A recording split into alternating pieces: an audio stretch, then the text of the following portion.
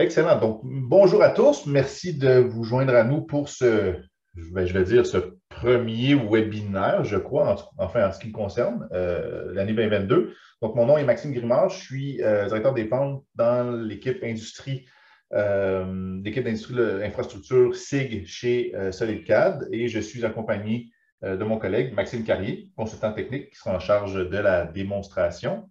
Euh, Petit point de rappel, le webinaire d'aujourd'hui est effectivement enregistré, sera accessible sur notre channel YouTube. Tous les participants sont en mode sourdine et vous serez évidemment en mesure de poser des questions dans la section appropriée de Zoom. Nous allons essayer de répondre à l'ensemble des questions, mais si on manque de temps, les questions qui n'auront pas été répondues le seront par courriel. Donc, voilà pour ça. Ensuite, l'ordre du jour, donc une brève présentation de SolidCAD, on n'y échappe pas. Et par la suite, on va rentrer dans le cru du sujet avec Maxime Carrier au niveau de la démonstration, où on va présenter les nouvelles fonctionnalités d'AutoCAD 2023.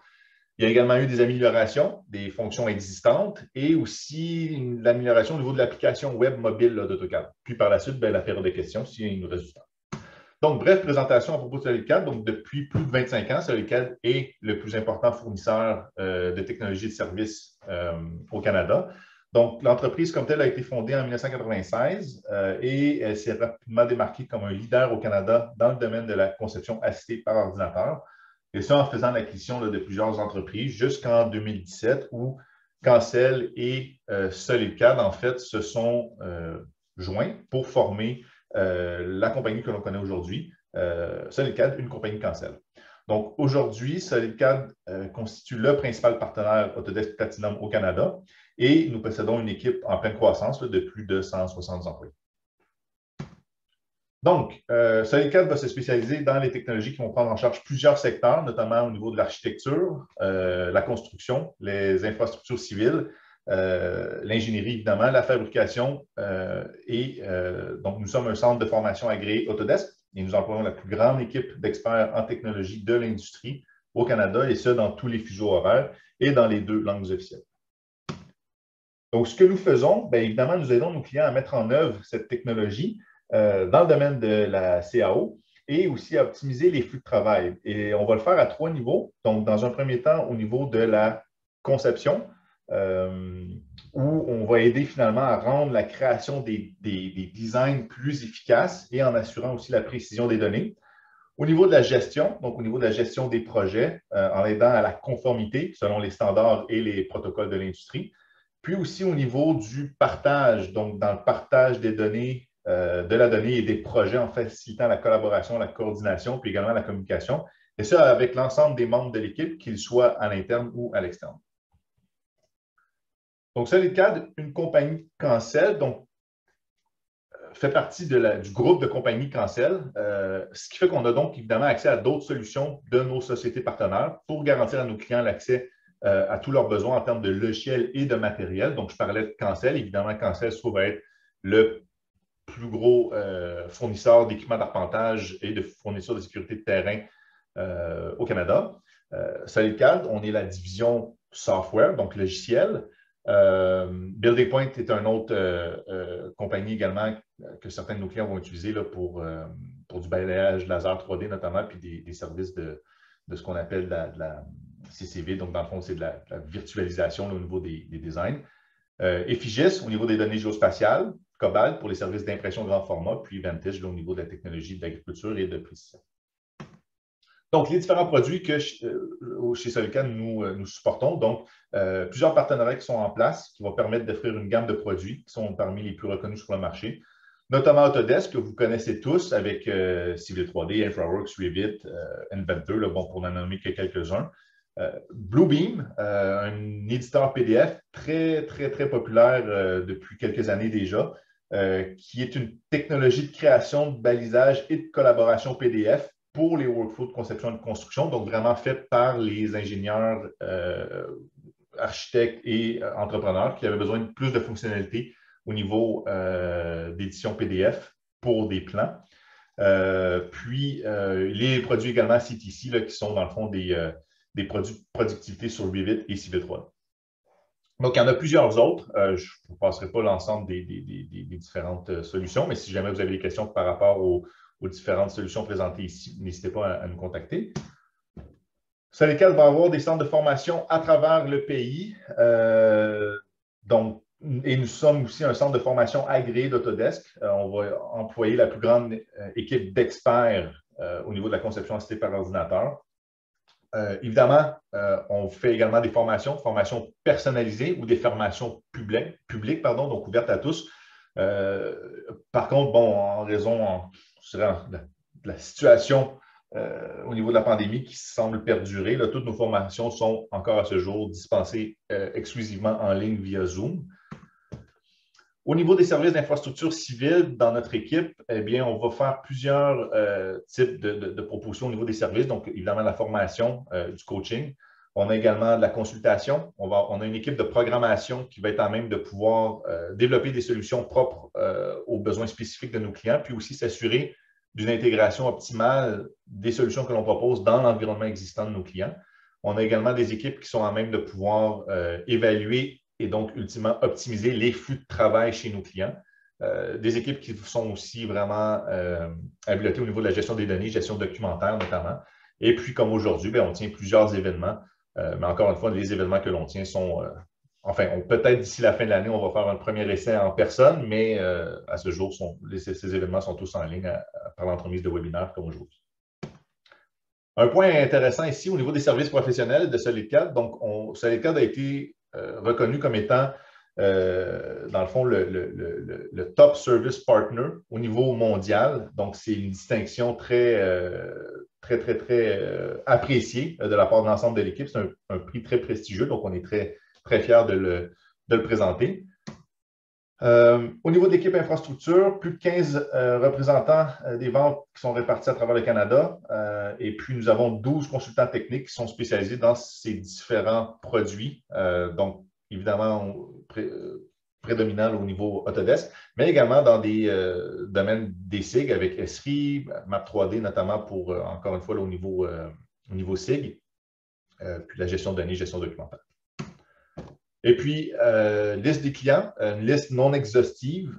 Comme vous pouvez le voir, notre équipe infrastructure supporte des compagnies privées là, dans le domaine de l'ingénierie civile, l'arpentage, les mines, le transport, mais également des sociétés d'État, ministères provinciaux et fédéraux.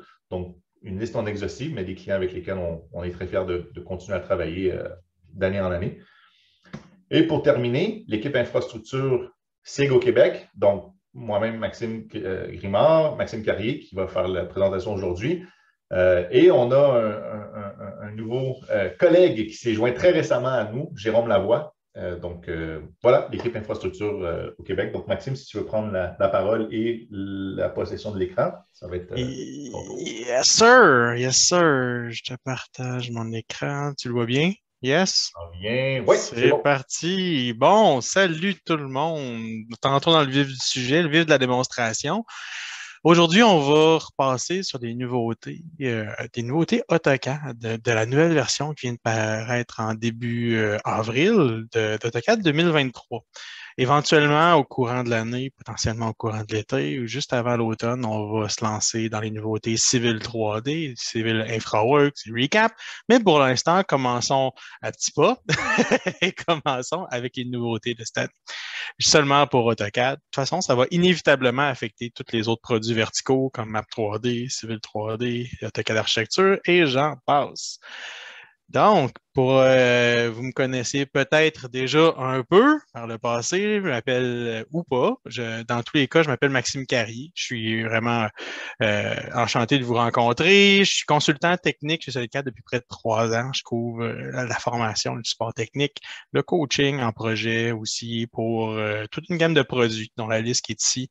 Tant des produits au niveau modélisation 3D, design civil, design d'infrastructure, mais que des produits comme la gestion de plan, la notation PDF et des produits axés aussi sur la gestion de données SIG. Petit plan de la démonstration, un peu plus détaillé que ce que Maxime nous a exposé tout à l'heure. On va discuter de nouvelles fonctionnalités, en effet, notamment des importations de notation PDF. Ça va être le premier point qu'on va dont on va discuter. On va discuter pourquoi, puis on va discuter comment est-ce qu'on peut qu'on va mieux les importer maintenant dans notre interface de dessin ou de l'interface de design. On va parler de la gestion puis de la création de ce qu'ils appellent les traces. C'est quelque chose qui existait déjà avec l'apparition d'AutoCAD Web, d'AutoCAD Web en 2021, mais c'est quelque chose qui a été, dans le fond, c'est une couche supplémentaire pour faire de la notation puis pour communiquer des designs, des corrections, des améliorations entre plusieurs membres d'équipe sans avoir à aller directement dans le plan modifier des choses. Ça donne une couche supplémentaire, une gestion supplémentaire des communications, mais directement au sein de l'outil. On va avoir bien entendu quelques autres changements mineurs qui vont être intéressants, potentiellement appréciables par la plupart d'entre vous, qui ont été peut-être demandés depuis longtemps. On va avoir aussi des améliorations par rapport aux fonctionnalités déjà existantes de l'outil. En 2022, on a eu des fenêtres flottantes. Il y a des petites choses qui ont été améliorées reliées à ça. Si vous avez raté ça, vous allez être heureux de comprendre qu'est-ce que c'est. Sinon, côté performance 3D, gros changement au niveau de l'engin graphique. C'est ce que Autodesk prétend. On va discuter à savoir qu'est-ce qui va vous concerner ou pas, dépendamment avec quel genre de produit vous allez travailler. Donc, on va essayer de peut-être mesurer les ardeurs d'Autodesk sur l'amélioration de leur engin graphique, mais c'est un bon pas dans la bonne direction dans tous les cas. Et pour finir, on va aller un peu plus en profondeur avec l'application AutoCAD Web. Ça pourrait venir vous intéresser si jamais vous avez des utilisateurs à l'interne qui souhaitent ne pas jamais utiliser ou jamais installer AutoCAD ou Civil 3D sur leur poste. Ça peut être une option intéressante pour communiquer, accéder à vos dessins. Dans tous les cas, bref, il va y avoir des améliorations, mais je vais en profiter si le temps est bon encore vers la fin de la formation pour en discuter davantage sur les possibilités ou le potentiel de l'application AutoCAD Web et AutoCAD Mobile. Super, on va se lancer directement dans le logiciel. Bon, ici, j'ai un petit plan extrêmement simple dans lequel j'aimerais rajouter des commentaires qui ont été émis. J'ai produit un design, je suis parti d'AutoCAD, je l'ai imprimé en PDF.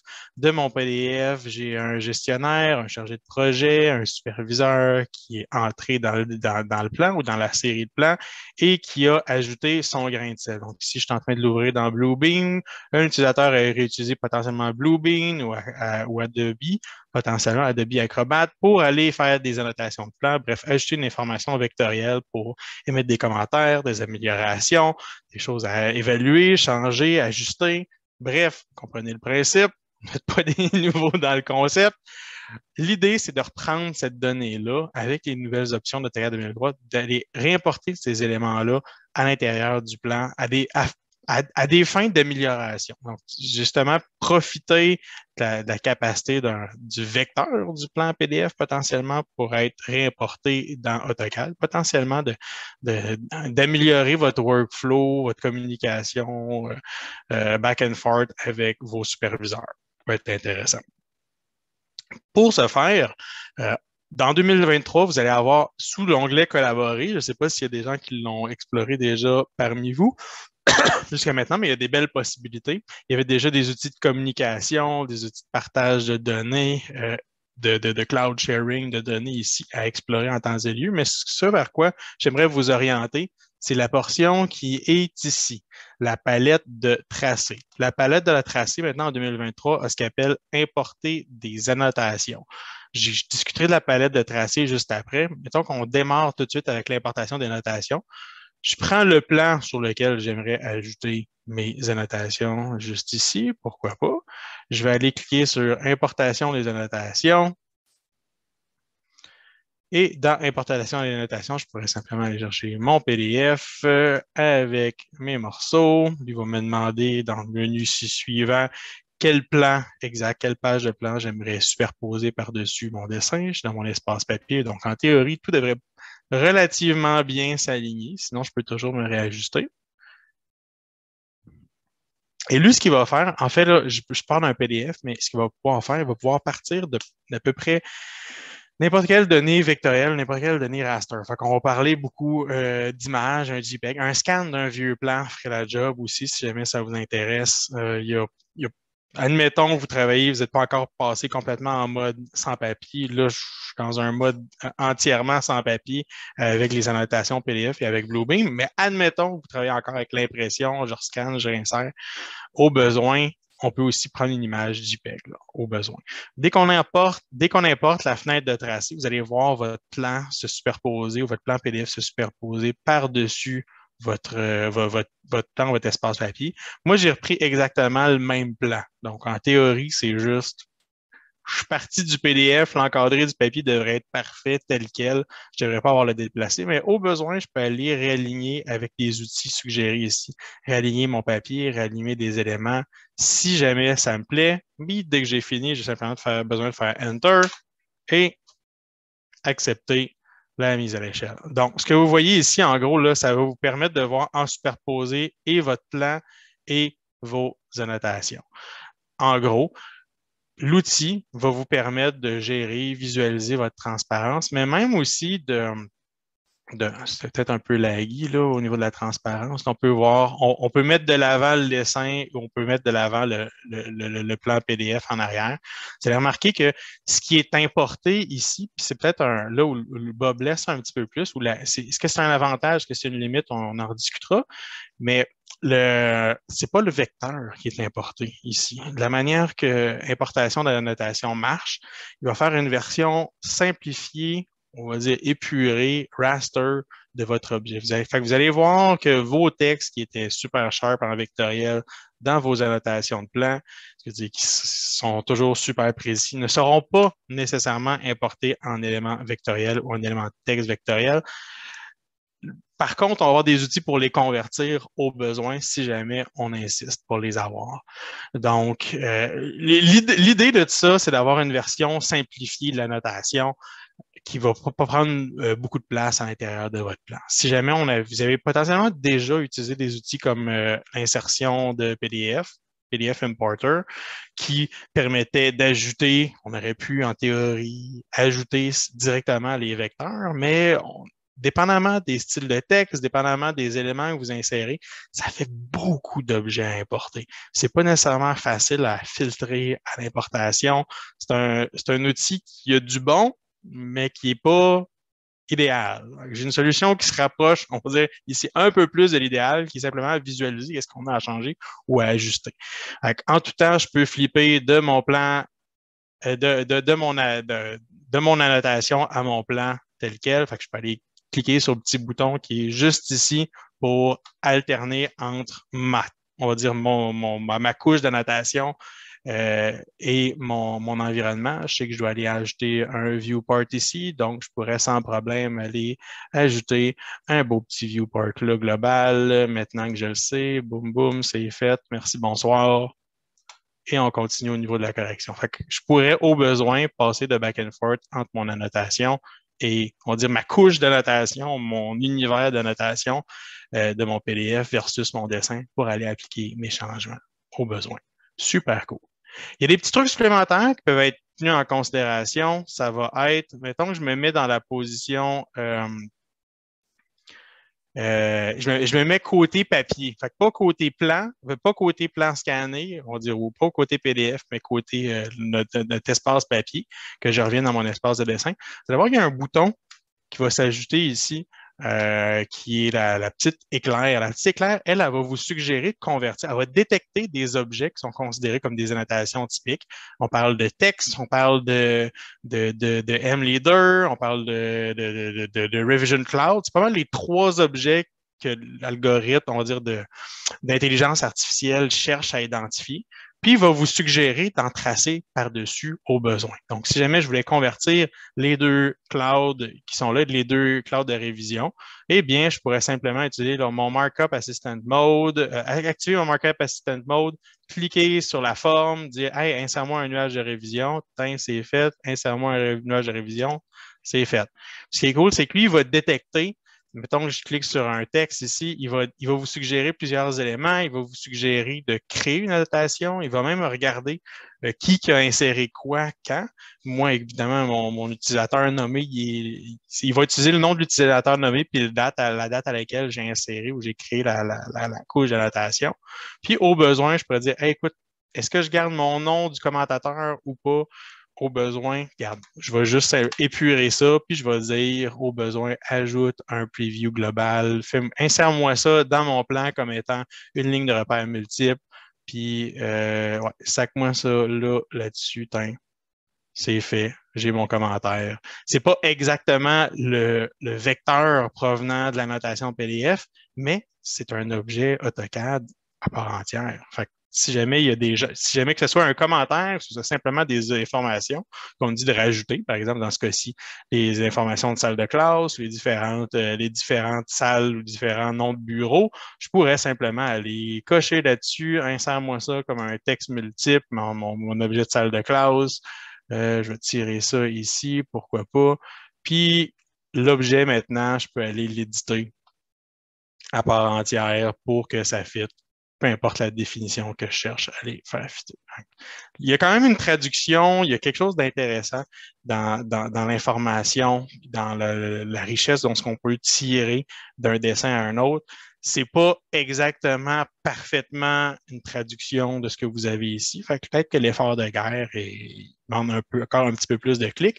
Mais par contre, ça vous permet, si vous voulez de les traîner ou pas, peut-être que vous n'avez pas besoin d'importer ces objets-là. Vous avez peut-être simplement besoin de les visualiser pour aller émettre les bonnes annotations. Puis quand vous avez fini, vous avez juste besoin de cocher, puis vous sortez du mode d'annotation, puis vous gardez simplement ce que vous avez tiré.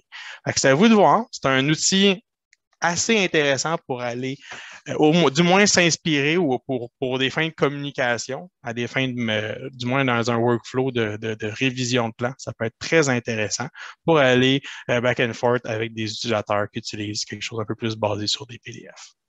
C'est cool? Autre aspect intéressant, relativement similaire à ce que je viens de vous montrer. Mettons là, que je vais supprimer tous mes nouveaux objets là, juste pour le kick. Je vais aller vous montrer dans l'onglet Collaborer, on va dire un outil qui va aussi bénéficier de ce que je vous montre ici. Parce que là, vous venez de voir, là, je viens de cocher, je sors de l'importation de mon annotation. L'interface est disparue, là, genre à jamais. Mais si jamais je voulais garder une trace de ce scan-là, on va aller placer ça dans ce qu'on appelle les tracés. Ce qu'on va faire, c'est qu'on va ouvrir la palette de tracés, puis on va aller visualiser ce qui se passe. Fait que j'ai déjà quelques commentaires qui avaient été élaborés ici. Oh, il semble y avoir eu aussi un backup. Ah, intéressant. Il a fait automatiquement, dès que j'ai cliqué sur l'importation d'annotation, il a fait un backup, puis il a enregistré dans mon dessin la trace ou la version simplifiée de ce qui a été écrit. Ah, ça, c'est intéressant. Je ne l'avais pas testé. D'habitude, je le faisais. J'imagine que c'est le même bouton. Le bouton que vous voyez ici dans la palette de tracé, c'est exactement le même qui est là. Mais en fait, là, je vais arrêter de jaser de ça, de mon ébahissement. Vous allez voir en gros que n'importe quel utilisateur va pouvoir utiliser ce qu'il appelle un tracé ou la palette de tracé. Si jamais il utilise dans le fond AutoCAD, je pense qu'AutoCAD LT là, et aussi AutoCAD Web éventuellement, comme ça c'est un outil qui vient d'AutoCAD Web. Dans le fond, tout utilisateur nommé qui rentre dans le plan va pouvoir enregistrer ses commentaires directement sur une mise en plan. Pas juste une mise en plan, pas juste un espace papier, mais ça pourrait être aussi dans l'onglet objet. Directement, là, sans problème. Pour pouvoir naviguer un peu plus dans votre dessin, ça va vous demander potentiellement de désactiver le mode de tracé en cochant sur le petit crochet vert. Mais vous pourriez sans problème faire des commentaires tant sur votre espace objet que sur votre espace papier. Là. Il n'y a pas de stress. L'idée, c'est que vous allez pouvoir ici, n'importe qui va pouvoir rentrer qui a accès à votre dessin, va pouvoir aller émettre ses commentaires et garder une trace, littéralement, dans la palette de tracé, garder une trace de qui a dit quoi, quand, qui a émis quelle correction à faire quand à l'intérieur de vos plans. Fait que la palette de tracé permet de stocker ça. Fait que voyez ça comme un calque supplémentaire qui existe en arrière-plan. Fait que je pourrais ici en créer, j'en avais déjà créé un pour le kick, mais je vais en créer un nouveau avec vous pour le kick. Fait que je vais aller cliquer ici sur le petit bouton création de tracé. Je vais aller le renommer. Je vais l'appeler, tiens, révision 2, chargé de projet. Tiens, why not? Puis ici, dans mon plan, je vais pouvoir aller pincer les oreilles de quelqu'un ou dire, mettons, hey, j'aimerais me faire un M-Leader, tiens. Yes, j'aimerais faire un M-Leader ici par rapport à la cartouche. Je veux dire cartouche à remplir. Tiens. Puis là, je vais aller snapper sur le cartouche. Simple comme ça, je pourrais aller highlighter, faire des Revenue Cloud. Ici, vous n'êtes pas limité dans la trace, là, vous pouvez utiliser tous les outils qui sont disponibles à l'intérieur d'AutoCAD. Aucun problème. C'est comme si vous êtes dans un environnement à part entière dans AutoCAD. Vous n'êtes pas limité à des textes, des MLeader, des Revision Cloud, évidemment, fortement encouragé, mais vous pouvez les utiliser pour faire sans problème des révisions de plan et la communication d'informations directement. Utilisez, bref, votre plan DWG pour spinner, l'utiliser comme un outil central pour votre communication. Moi, je trouve ça fortement intéressant personnellement. Puis en tout temps, on peut passer d'un environnement à l'autre, du dessin à l'autre pour passer des objets d'un environnement. C'est quand même super cool. Quand ça provient d'une annotation, ça va être quelque chose de scanné, ça va être en mode, on va dire, matriciel ou raster, mais quand c'est tracé directement à partir d'AutoCAD, ça reste du vectoriel qu'on peut réutiliser ailleurs. Puis, sans problème, si jamais quelqu'un voudrait prendre les objets, vos commentaires, puis les amener directement dans le plan, on pourrait toujours dire, hey, je vais me mettre en mode espace, je vais me mettre en mode édition de plan, je vais cliquer sur le petit markup assist où je vais pouvoir potentiellement, peut-être même cocher si ça me tente des objets. Non, c'est pas le markup assist. On va pouvoir potentiellement copier des objets d'un tracé à l'autre au besoin. C'est d'un tracé au dessin, du dessin au tracé, si jamais c'est nécessaire. Mais comprenez le principe, c'est des objets AutoCAD à part entière qui peuvent être utilisés ailleurs. Ça, c'est les tracés. C'est un gros morceau, je dirais, qui a été ajouté pour vraiment utiliser AutoCAD comme étant un outil de communication à part entière à travers une organisation, sans aller trop se compliquer la vie. On va explorer éventuellement les options côté web. Ça peut être aussi un outil ou un ajout intéressant pour de la communication. Ça peut même éviter quelqu'un d'aller l'installer sur son ordinateur. Vous allez avoir, parmi les nouveautés, je reviendrai sur les applications web. Dans le fond, vous allez avoir maintenant des outils de copier-coller parmi on va dire les améliorations mineures ou majeures, comment je pourrais dire ça.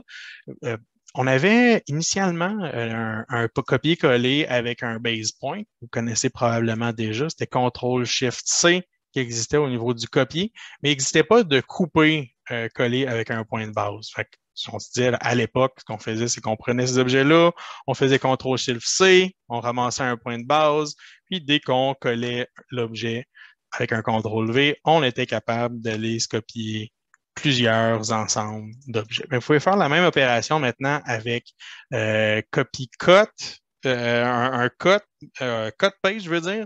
Donc, ce serait Ctrl-Shift-X, ça le fait maintenant, ou vous allez avoir l'option ici couper des objets avec un point de base. Fait que si jamais je voudrais séparer ou prendre une série d'objets, puis pas juste les copier d'un dessin à un autre ou à l'intérieur d'un même dessin, à partir d'un point de base, on veut simplement les enlever puis les transférer d'un dessin à l'autre, ben on pourrait faire un Ctrl-Shift-X, ramasser un point de base et aller tirer ça ailleurs, soit dans un autre dessin ou dans le dessin courant, sans problème. C'est une petite amélioration intéressante qui pourrait potentiellement faire une différence pour vous. J'ai aussi vu qu'on pouvait travailler avec on travaillait déjà avec des polylignes, on s'entend, mais on avait la capacité maintenant d'ajouter des points aux extrémités sans avoir de problème. Je m'explique. Fondamentalement, quand vous traciez une polyligne, si jamais on voulait ajouter un vertex au début ou à la fin, ça pouvait être compliqué. Par exemple, à la fin, si jamais je venais ajouter ou ce qu'il disait j'allais chercher l'option ajouter un sommet, si, dépendant dans l'ordre de tracé, c'était facile d'aller ajouter un vertex ou de prolonger le vertex un peu plus loin. Par contre, si j'arrivais au début pour ajouter un sommet, Pour lui, ajouter un sommet le long d'une polyligne, jusqu'à maintenant, c'était de placer un point entre le point sélectionné et le prochain point dans l'ordre des points de la polyligne. Et bien maintenant, il y a une option super cool. C'est simple, mais c'est super cool, qui est l'option prolonger le sommet. Donc, si ça me tente, prolonger le sommet marche juste aux extrémités, sur des vertex d'extrémité, fait que vous ne le verrez pas à mi-chemin. Mais si ça vous tente, vous pouvez utiliser prolonger le sommet pour ajouter autant de vertex que vous voulez, peu importe l'extrémité où vous êtes, sans problème. Donc, ça peut être intéressant au besoin. Si jamais vous le cherchez, il n'est pas trop tard pour l'avoir. Ça fait un bout que ça se discute, c'est un irritant, mais il n'est pas trop tard pour l'avoir, cet objet-là, je vous dirais. Vous allez avoir aussi une belle autre option. On peut maintenant transformer vos M-textes, vos textes à lignes multiples en M-leader. J'en avais dessus un. Attends, je vais aller rapatrier mon texte de mon tracé. Tiens, on va mêler l'utile à l'agréable. Je vais prendre mon texte ici de... ouais, ramasse-moi ça, mon texte de salle de classe, que j'avais transformé en texte multiple, admettons. Ça te tente-tu? Insérer en tant que texte. Yes, je vais le mettre ici. Let's go. OK. J'aimerais prendre ce texte, le texte multiligne, pour le transformer en M-leader. On a la possibilité. Lorsque vous créez une ligne de repère, vous avez dans vos options en bas, ça dépend du mode de saisie que vous avez. Moi, j'ai utilisé je suis en mode pré-saisie de texte, mais vous devriez être capable de trouver, je pense que c'est peut-être que par défaut, vous êtes en mode pointe de flèche en premier. Il faut juste que vous soyez en mode contenu en premier, écrire votre texte, puis ensuite appliquer une flèche. Quand vous êtes en mode texte en premier, vous allez avoir l'option qui s'appelle sélectionner texte mul qui a été ajoutée en 2023. Fait qu'on peut prendre n'importe quel texte multiple que vous avez dans votre dessin et le convertir en M-leader sans problème. Donc, c'est une possibilité maintenant. C'est vraiment, moi, je trouve ça vraiment cool. Ça ajoute vraiment une petite touche de simplicité à l'usage de textes multiples. Ça peut peut-être vous convertir à ne plus utiliser les vieux textes unilignes qui, somme toute, sont vraiment dépassés. Toujours au niveau on va dire, on va parler d'amélioration cette fois-ci. Niveau amélioration, on a, je vais ouvrir un autre dessin, pourquoi pas. J'aime bien ouvrir des dessins en faisant des drag and drop. Je vais ouvrir mon dessin modèle 3D ici.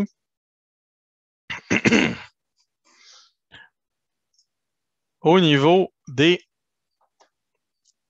il y a eu des grosses améliorations ou des ajouts en 2022 au niveau de fenêtres flottantes. Maintenant, vous ne le saviez peut-être pas, mais vos onglets ici, il y a eu des petites améliorations, on va dire, ou changements au niveau visuel en passant. Mais vous n'avez peut-être pas remarqué que vos onglets ici, si vous les ramassez, vous pouvez maintenant les déplacer dans une autre fenêtre. Si ça vous tente, là, ça ne paraît pas. Je l'ai switché dans mon autre fenêtre, c'est pas évident. Mais en gros, en 2022, ils ont ajouté des fenêtres flottantes pour chacun de vos dessins. Fait que ça ne traîne pas, ça ne demande pas d'avoir une deuxième ouverture de Civil 3D. C'est vraiment cool. Là. Ça vient avec l'image, suit votre view cube, vos options de vue personnalisées potentiellement, vos onglets papier, bref, tout ce qui serait approprié avec votre environnement de dessin en dessous. Puis, à partir de 2023, même la liste de fenêtres de commande passe de part et d'autre. Fait qu'admettons, ça va peut-être être, je vais essayer de le réduire autant que possible. En passant d'un dessin à l'autre, ma ligne de commande va suivre. Ce qui n'était pas le cas. C'est un certain irritant pour ceux qui l'ont testé en 2022. Mais en gros, là, ça vient ajouter une utilisation supplémentaire ou un usage supplémentaire d'AutoCAD et ou de Civil 3D, mais bref, de tous les produits verticaux d'AutoCAD pour pouvoir aller exploiter à plein potentiel votre setting à multiples écrans. Donc, fortement encouragé d'utiliser ça si jamais vous avez un plan de référence auquel vous voulez travailler, sur lequel vous voulez travailler en parallèle pendant que vous faites un plan de conception, par exemple.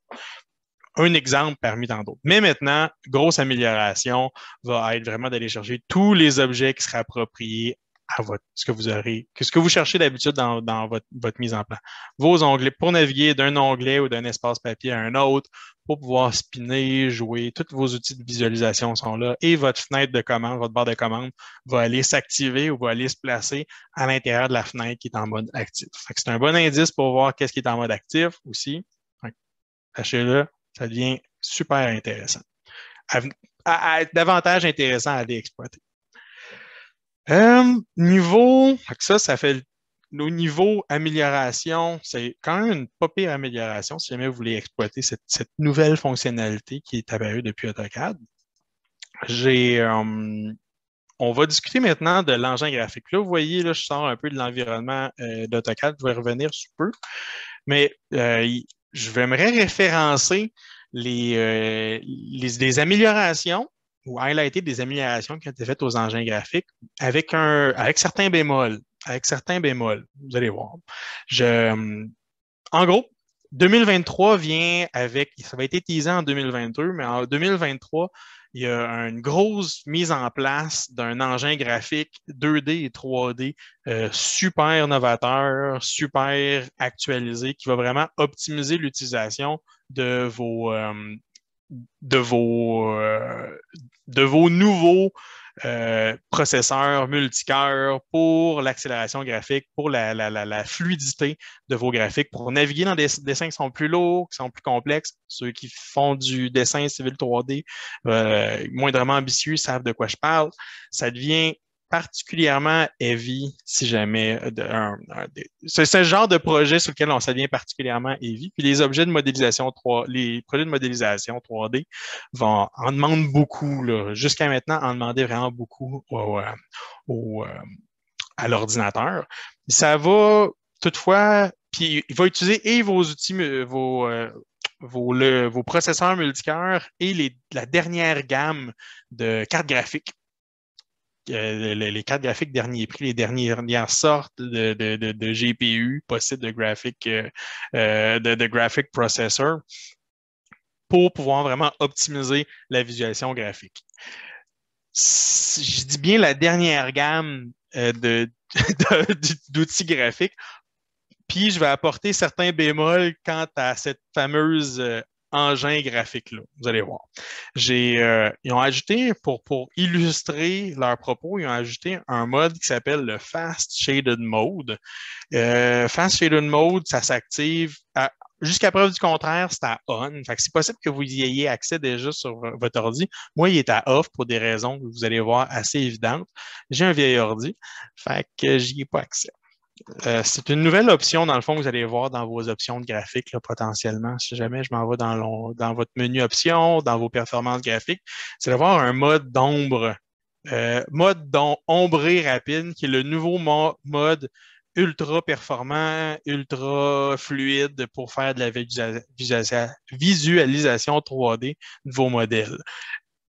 Super intéressant, mais pas disponible pour des vieux ordis comme le mien.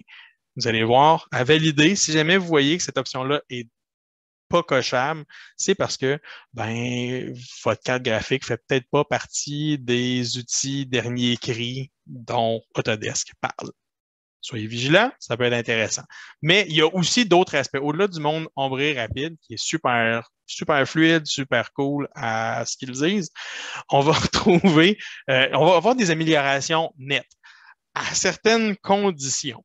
Ces conditions sont vouées à s'élargir avec le temps, mais sont vouées à s'élargir avec le temps. C'est ce que je veux dire.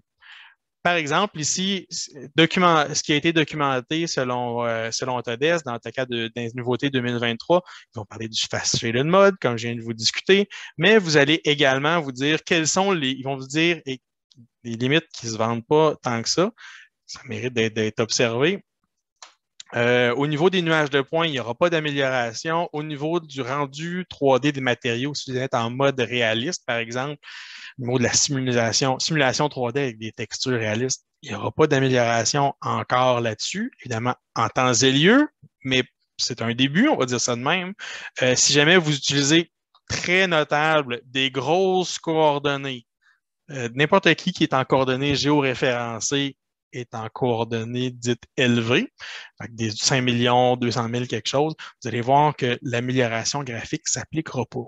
Donc, à tenir en considération, ça ne sera peut-être pas, si vous êtes dans le domaine du civil ou de l'infrastructure, même si c'est dit ici qu'il y a des améliorations qui sont faites dans votre direction, c'est pas encore pour aujourd'hui à la première dans le premier mois d'AutoCAD 2023 que vous allez voir ces améliorations-là appliquées activement au quotidien.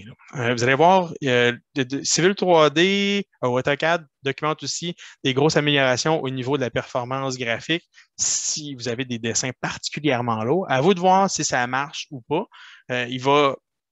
Éventuellement, il vous encourage fortement à utiliser ce qu'on vous encouragerait déjà à faire pour optimiser votre performance, qui veut dire l'utilisation de text TrueType, ou d'utiliser des textes SHX, ou vous utilisez encore des textes SHX, réviser réviser votre template en temps et lieu, ça vaut vraiment la peine.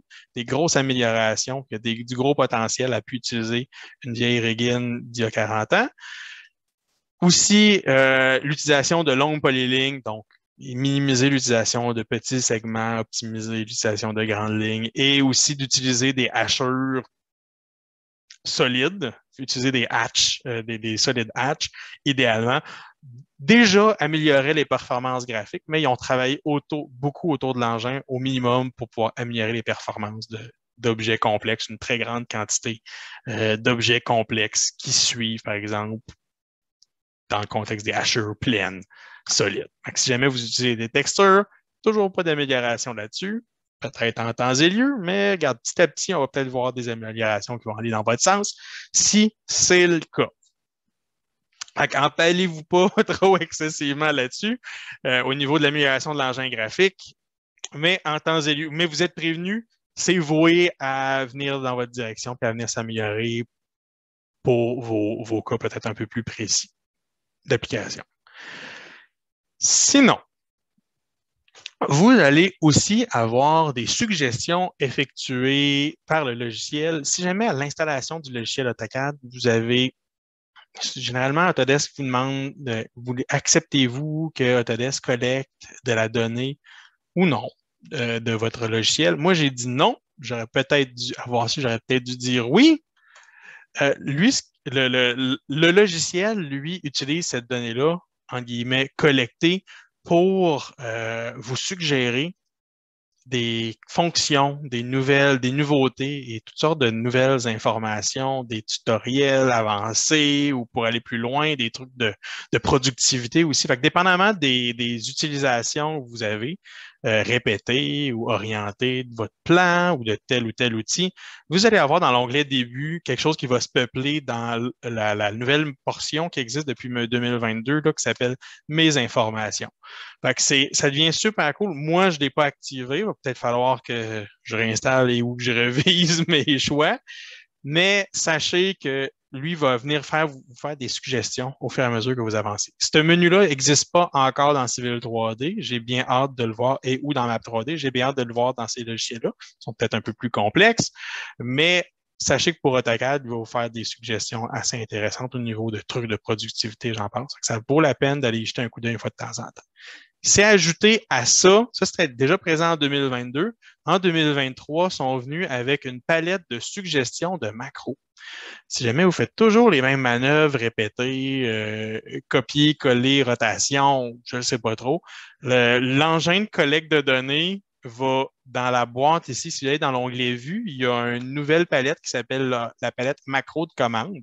Dans la palette macro de commande, au contraire des macros que vous pouvez déjà créer ici, lui, il travaille en plus un string of command. Fait que lui, il va vous scanner l'information au fur et à mesure que vous travaillez, puis il va vous suggérer, là, il y a 2 exemples ici, il va vous suggérer des lignes de commande. Fait que copier, rotation, précédente, peu importe. Là. Il va vous aligner ou il va vous suggérer des macros potentiels au fur et à mesure que vous travaillez, vous répétez des manœuvres, bref. Il va vous suggérer des manœuvres potentiellement super cool qui vont vous sauver du temps ou faire une série de commandes que vous faites tous les jours non-stop en un clic ou 2. réduire l'énergie et le temps que vous avez à mettre dans l'optimisation de vos manipulations dans AutoCAD. Fait que restez à l'affût, soyez ouverts, on va dire, à partager ou à rentrer dans le mode collecte de données lorsque vous allez installer 2023. Ça pourrait vous suggérer, vous ouvrir des portes intéressantes pour améliorer vos workflows. En temps et lieu, vous m'en direz des nouvelles si jamais ça vaut la peine. Je vais le tester assurément dans une prochaine fois. Sinon, j'ai aussi l'outil qui s'appelle la liste de décompte qui a eu des améliorations. La liste de décompte existait, c'est toujours dans l'onglet Vue, là, à côté de macro de commande. Vous avez une nouvelle palette qui apparaît en 2022 qui est la liste de quantité. La liste de quantité, elle, fait le dénombrement d'objets. Comme je dis, c'est apparu l'an dernier, mais fait le dénombrement d'objets présents dans votre dessin. Je vais aller simplement faire éteindre mes view frames. C'est pas très joli. Un instant. All right.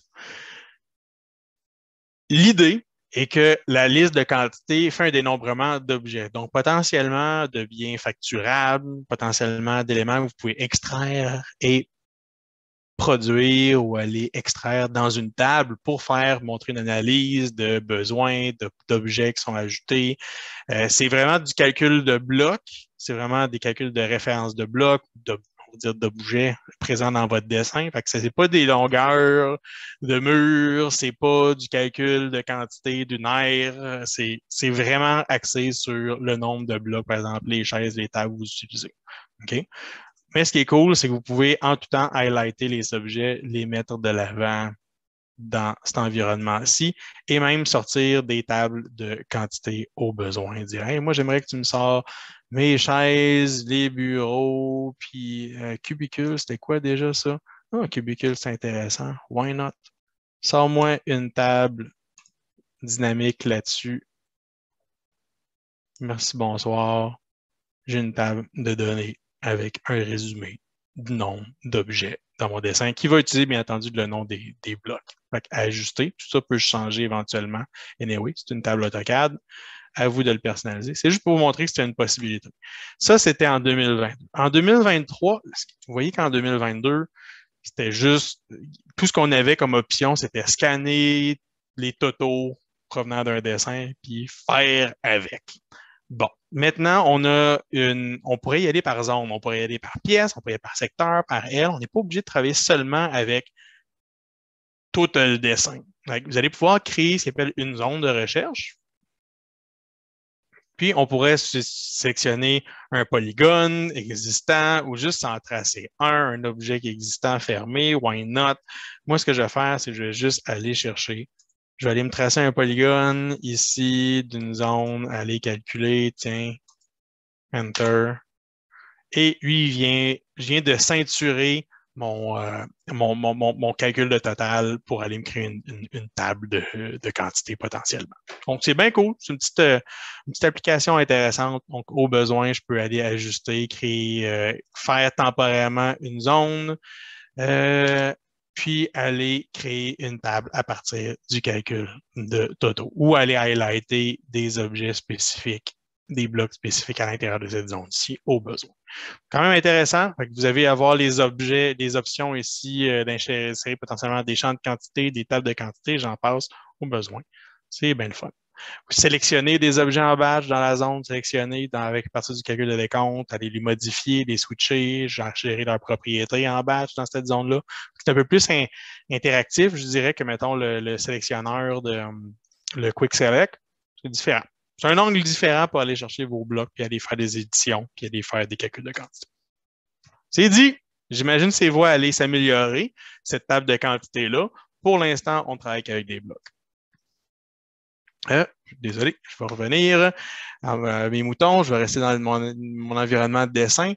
Vous allez aussi... On va switcher maintenant au d'AutoCAD. Je vois que le temps passe vite. Donc je vais aller rapidement passer dans AutoCAD Web pour vous montrer des applications possibles. Je vais aller sur web.autocad.com et si je suis connecté à un compte AutoCAD, ce qui est le cas ici, un compte avec une licence AutoCAD, je vais pouvoir aller accéder à mon application web. Je ne sais pas si vous l'avez déjà utilisé, mais on est capable, on a depuis un bout de temps des boutons dans AutoCAD pour aller publier sur le web ou pour aller ouvrir un dessin qui a été publié sur le web directement à partir de votre application AutoCAD avec les deux boutons là, qui semblent avoir des cellulaires juste ici en haut. En gros, dans l'application web, il y a eu beaucoup de changements, puis ça se rapproche de plus en plus de votre environnement de dessin initial, votre environnement desktop, dont vous avez la possibilité de vous connecter à plusieurs variétés de fournisseurs d'espace de stockage cloud. Vous allez avoir Google Drive, vous allez avoir Google Drive, OneBox, Dropbox, Box, que je ne connais pas personnellement. Vous allez avoir Autodesk Drive et Autodesk Docs si vous travaillez en mode BIM ou en mode collaboratif. Vous allez pouvoir en tout temps avoir accès à cet environnement-ci. Par exemple, ici, je suis allé cliquer sur Add Storage Provider, puis je suis allé m'ajouter un dossier dans Autodesk Docs, où je me suis ajouté mon dossier ou un projet Autodesk Docs dans lequel je suis allé stocker, ouais, je suis allé stocker un levé terrain d'autoroute 440 à Québec, dans lequel vous allez voir les e-boot dans la barre de commande, comme si on ouvrait AutoCAD, mais directement à partir de l'engin cloud. Sachez que l'application web est incluse avec AutoCAD, avec une licence AutoCAD standard. Donc, vous, en tout temps, n'importe qui a une licence AutoCAD standard serait capable d'accéder à un abonnement AutoCAD standard, serait capable d'accéder à l'interface web pour ouvrir des dessins ou pour manipuler des dessins. Évidemment, il faut que le dessin soit sur le cloud, mais comme on l'a vu, il y a une ouverture à aller dans bien des types, dans les types les plus communs de vos espaces de stockage. Fait qu'ici, c'est l'environnement de dessin AutoCAD. Évidemment, on travaille avec les performances du browser, mais c'est relativement efficace. Pour un dessin qui a beaucoup d'objets comme ça, là, ça lag pas trop. L'an dernier, en 2021, on avait ce qu'il y avait déjà des tracés. Fait que je pouvais déjà aller créer des tracés dans mon dessin. En fait, fondamentalement, ça vient de là, les tracés. Fait que n'importe quel utilisateur qui avait accès à un compte Autodesk avec une licence AutoCAD, un chargé de projet, un ingénieur, peu importe, pouvait aller dans le cloud sans avoir installé le logiciel, émettre des annotations dans la portion trace et ensuite n'importe quel dessinateur, technicien pouvait aller rechercher les traces dans leur environnement Autodesk ici. Bon, bref, l'idée était que c'était relativement simple et efficace d'aller se connecter puis d'aller visualiser ou d'interchanger des informations. Tiens, je vais aller le faire. Je vais aller dans Civil 3D. Donnez-moi 2 secondes. Je me rends. Project Files. Levé terrain. Plus rapide si je suis en mode liste de même. Je vais avoir la capacité d'ouvrir potentiellement un dessin. Là, je suis un peu en parallèle dans les deux environnements. Ça se pourrait que ça bloque. Mais l'idée, c'est que vous avez la capacité d'émettre des traces, des tracés ou des commentaires directement sur l'application web d'Autodesk, sauvegarder, renvoyer et tout ce que vous allez faire comme manipulation, si vous travaillez avec Autodesk Docs, va être enregistré comme étant une version. Fait si vous avez vu nos webinaires sur des applications doc, ça peut être intéressant. Fait que là, ici, je pourrais aller visualiser des traces qui sont en cours potentiellement. Tant aussi longtemps que je n'ai pas fait de modification, c'est comme si le dessin n'était pas réservé. C'est quand même étrange, mais peut-être une limite de l'outil. Je pourrais aller retourner dans l'outil, collaborer, aller voir quels sont les tracés qui ont été faits. J'ai des tâches supplémentaires qui ont été créées, qui ont été highlightées ici. Je vais aller cliquer dessus. Il va aller booter de l'Internet et aller m'indiquer qu'est-ce qui est à aller ajuster dans mon dessin. C'est vraiment cool. Fait un utilisateur, c'est assez seamless maintenant. On peut aller back and forth. Un utilisateur pourrait émettre des commentaires sous forme d'un tracé directement sur le plan ou même, à la limite, modifier le plan directement dans AutoCAD si les objets sont permis. Vous voyez ici, ça, c'est tous des objets Civil 3D. Fait officiellement, le Object Enabler pour les objets Civil 3D est déjà présent dans l'application web d'AutoCAD. C'est pas un Civil 3D, c'est pas un Map 3D, donc on est limité au dessin AutoCAD, aux annotations AutoCAD, mais c'est quand même intéressant. Puis, ce qui est cool, c'est qu'on peut aussi loader depuis 2023 des listes, puis ça vous tente. Il y a des éléments, si vous avez des personnalisations ou des fonctions que vous utilisez au quotidien, vous allez peut-être vouloir loader des listes ou des fichiers, monter un peu plus, structurer un peu plus votre application web AutoCAD, puis aller chercher des fonts spéciales, des hatches spéciales, des plot styles spéciales. Bref, on pourrait faire un autre webinaire là-dessus pour pouvoir pleinement exploiter puis structurer l'application web pour que ça marche sans encombre. Ça pourrait être le sujet d'une prochaine fois. Je vais simplement vous montrer qu'à partir de 2023, si jamais vous exploitez déjà l'application web d'AutoCAD, à mon sens, quand même pas mal de potentiel, vous pourriez sans problème aller loader vos listes, comme si vous étiez vos codes listes, comme si vous étiez dans votre environnement. Dans votre environnement AutoCAD, tiens, j'ai loadé le liste qui est disponible. Fait qu'à partir de maintenant, quand j'écris une commande, parce que bien sûr, tu peux écrire tes commandes. Je vais-tu loader? Non, je ne l'avais pas loadé. Load-moi ça, bébé. Parfait, il est loadé. Maintenant, je me fais un rectangle, puis je veux faire une transformation Elmert dessus avec mon application Elmert. Je vais juste rentrer la commande Elmert list, watch out. Je pourrais dire, ramasse-moi ce coin-là. Ce coin-là correspond à ce point-là. Ce coin-là correspond à ce coin-là. Ce coin-là correspond, je le fais rapidement, là. Je veux dire, un autre point, ce coin-là correspond à ce coin-là. Why not? Non, pas d'autre point. Enter. Ne me scale pas l'objet. Enter. Sélectionne l'objet. Enter. Keep original drawing. Yes, why not? Putain. Puis lui fait une transformation mathématique que j'ai programmée en liste pour faire une rotation moindre carré statistique directement à l'intérieur de mon application web.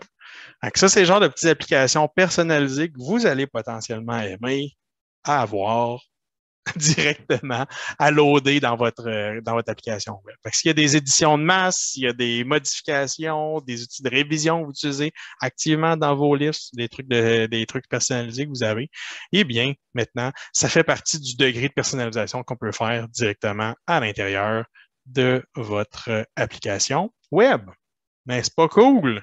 Fait que vraiment, là, les gros changements pour l'application web, ça va être pouvoir se connecter, quand même majeur, pouvoir se connecter. Tiens, je vais sauvegarder le dessin.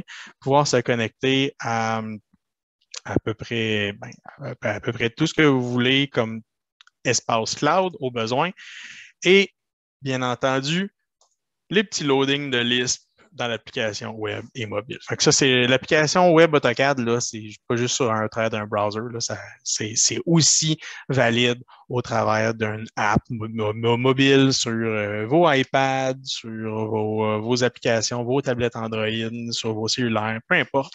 Bref, vous pouvez consulter en tout temps un dessin, la noter.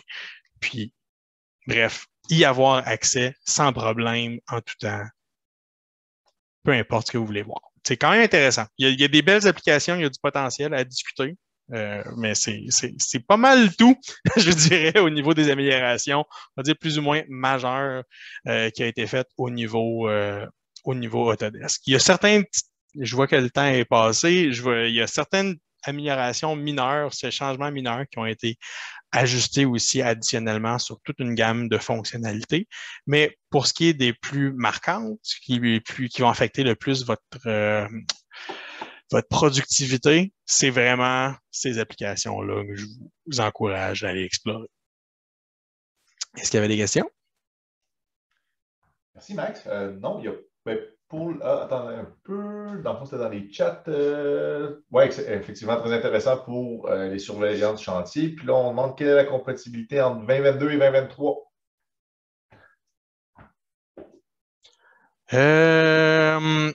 Quelle est la compatibilité entre 2022 et 2023? Je pense que c'est le même fichier. Il ne m'a pas posé ben de questions en allant de back and forth avec 2023. Christifie de bonnes questions. Je vais aller dans... si je fais un save as, c'est sûr qu'il faut... Mettons qu'on ne pense pas à 2017. En théorie, il devrait être seamless. On est encore en 2018, en gros. Puis au niveau de la compatibilité des objets, on est encore en 2018. Fait entre 2018 et 2023, apparemment qu'il n'y a aucun changement. Je vais me donner une réserve pour Civil 3D. Pour AutoCAD, il n'y a aucun changement. Pour Civil 3D, on en discutera à la prochaine session. Il y a des choses encore à aller valider puis à aller. On a une couple de crash tests à faire avant de te le confirmer, là, Jean-Simon. Mais en temps et lieu, je vais aller te le confirmer. Puis il y a le webinaire officiel d'Autodesk cet après-midi au niveau des nouveautés 2023. Moi, j'ai été teasé avec les bêtas.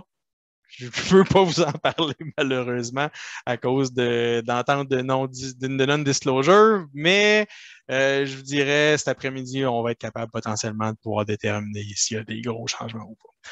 Ah, puis le point, ouais, tu disais, ouais, Ctrl X existait depuis longtemps. Oui, il existait depuis longtemps, mais il n'existait pas avec un point de base. C'est niaiseux, hein?